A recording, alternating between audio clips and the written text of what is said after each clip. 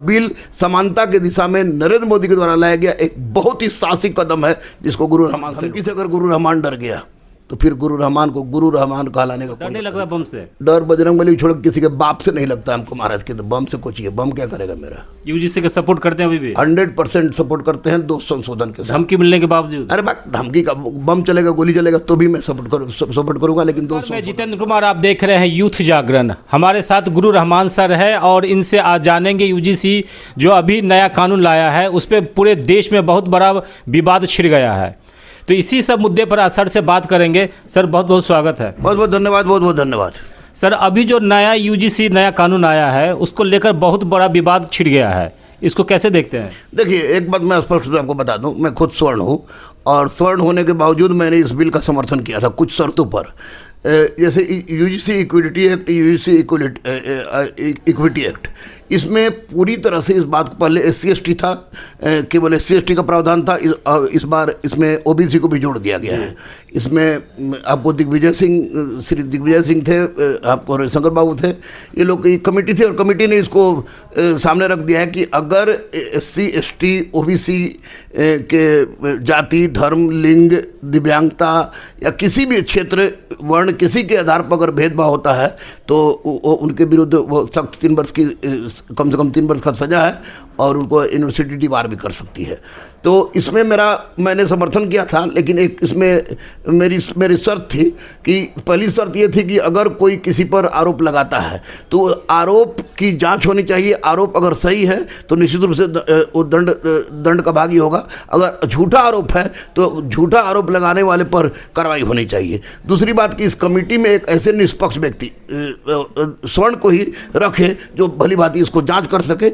Otherwise यह bill समानता की दिशा में माननीय प्रधानमंत्री के द्वारा लाया गया एक बहुत ही स्वागत योग्य कदम है, मैं इसको सैल्यूट करता हूँ। तो क्या लगता है कि सर विश्वविद्यालय में ऐसी घटना होती है? बिल्कुल, अगर आप पढ़े लिखे हैं तो निश्चित रूप से ऐसी होती है। जाति के आधार पर, धर्म के आधार पर, वर्ण के आधार पर ये होता है, किसी मजाक किसी न किसी आधार पर ये होता है। मैं सेंट्रल यूनिवर्सिटी का स्टूडेंट हूँ, इसके बावजूद आई नो वेरी वेल कि इस तरह की बात होती है।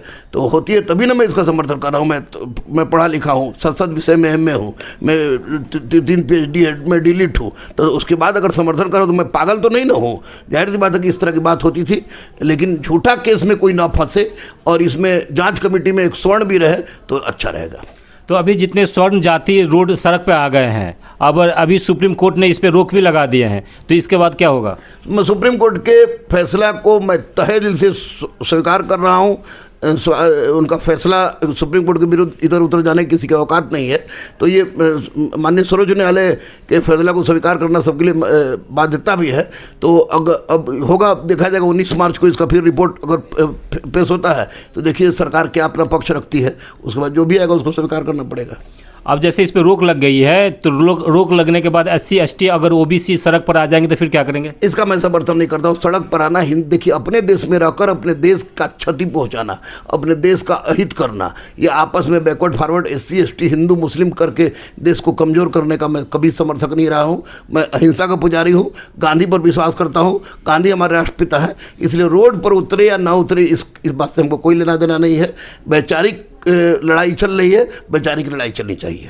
तो ये सरकार जब ये कानून लाए तो अगर मान लीजिए 10% वाले इतने आक्रोश करके रोड पे आ गए हैं तो 90% तो आएंगे ही रोड पे। मैं तो कह रहा हूँ कि 10% 90% दोनों को मिला के 100% समानता की स्थिति लावे और सब हिंदू मुस्लिम, बैकवर्ड फॉरवर्ड, SC/ST ये सब एक साथ हो जाए और भारत के विकास की सोचे तो इससे ज़्यादा महत्वपूर्ण रहेगा। तो ये तो शुरू से ही होते आया है, जो अति पिछड़ा और पिछड़ा दलित जो होते हैं उनको शोषण होता है, ऐसा क्यों? ये मानसिकता कब तक रहेगी? नहीं, धीरे धीरे जैसे जैसे एजुकेशन बढ़ेगा ये अपने आप सब समाप्त हो जाएगा और लोग इक्वलिटी पर विश्वास करने लगेंगे। तो इक्वलिटी की जो है, कोई अगर आपके पास आइडिया है तो बता दीजिए कि सरकार कैसे लेंगे जो एक समानता हो जाए विश्वविद्यालय में पढ़ने वाले बच्चों सबके? नहीं, देखिए, एक तो डर भय का वातावरण जरूरी था।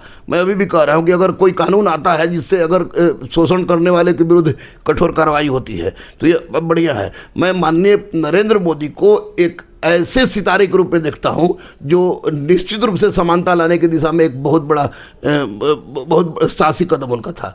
अब इस बिल में अगर आपको सिर्फ 2 संशोधन करना है।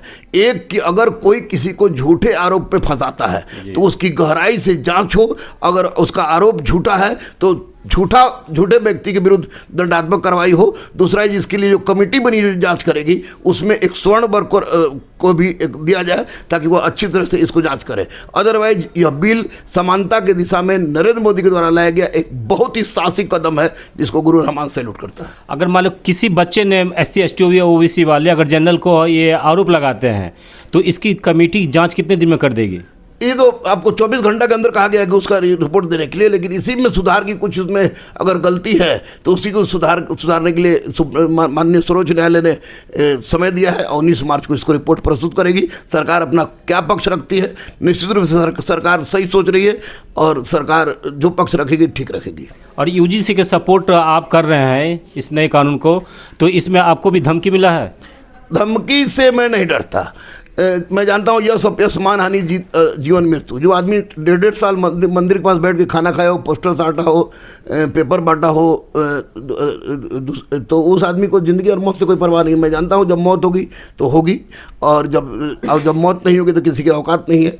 और धमकी से अगर गुरु रहमान डर गया तो फिर गुरु रहमान कहलाने का कोई अधिकार नहीं है। तो आपको डर नहीं लगता बम से? डर बजरंगबली छोड़ किसी के बाप से नहीं लगता हमको महाराज के। तो बम से कुछ है, बम क्या करेगा मेरा। UGC का सपोर्ट करते हैं अभी भी? 100% सपोर्ट करते हैं, 2 संशोधन के साथ। धमकी मिलने के बावजूद? अरे धमकी का बम चलेगा, गोली चलेगा तो भी मैं सपोर्ट करूंगा, लेकिन 2 संशोधन के बाद। जी धन्यवाद। ये थे गुरु रहमान सर। इनका कहना है कि हम UGC एक्ट नए कानून जो आए हैं इनके वो एकदम पूरा 100% समर्थन में है और पूरे जोर से समर्थन में है। इसके बावजूद भी इनको धमकी मिला है, उसके बावजूद भी ये UGC एक्ट के समर्थन में है। आप देखते रहिए यूथ जागरण। धन्यवाद।